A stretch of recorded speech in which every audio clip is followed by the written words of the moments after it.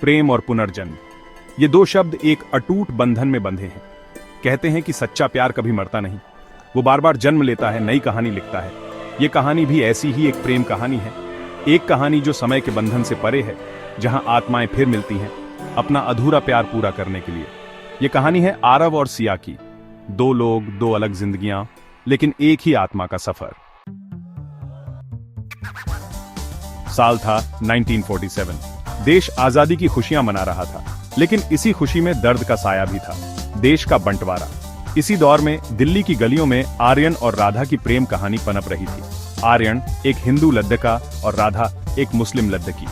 दोनों एक दूसरे से बेपनाह प्यार करते थे। उनकी मुलाकातें अक्सर चुपके चुपके होती थीं, कभी पुरानी दिल्ली की गलियों में तो कभी यमुना किनारे। उनके प्यार के गवाह थे वो पुराने मंदिर, वो हसीन बाग और वो बहती नदी। लेकिन किस्मत को कुछ और ही मंजूर था।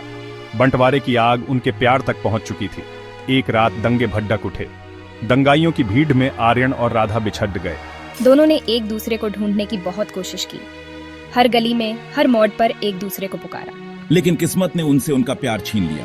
उसी दंगे में आर्यन और राधा दोनों अपनी जान गंवा बैठे। Sounds of chaos and shouting in the background.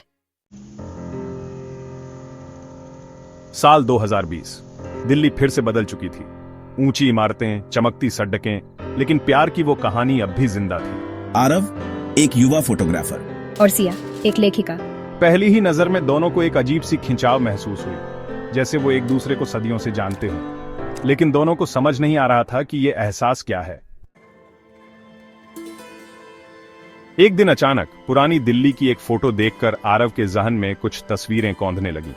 वो तस्वीरें किसी और जिंदगी की थीं, एक ऐसी जिंदगी जिसमें वो आर्यन था और सिया, राधा। धीरे धीरे सिया को भी कुछ कुछ याद आने लगा।